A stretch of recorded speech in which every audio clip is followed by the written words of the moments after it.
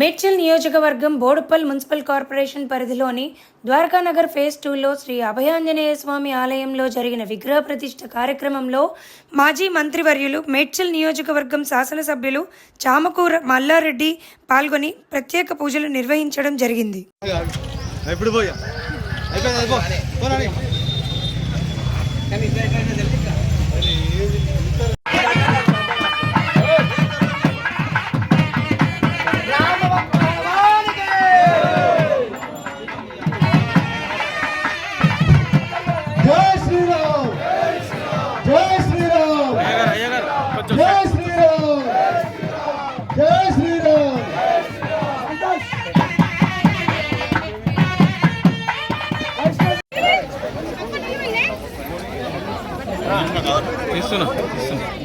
అందరూ కూడా ప్రెజెంటేషన్ చేసుకోవాలి. ఇవాళ చిన్న దిగిరి గారు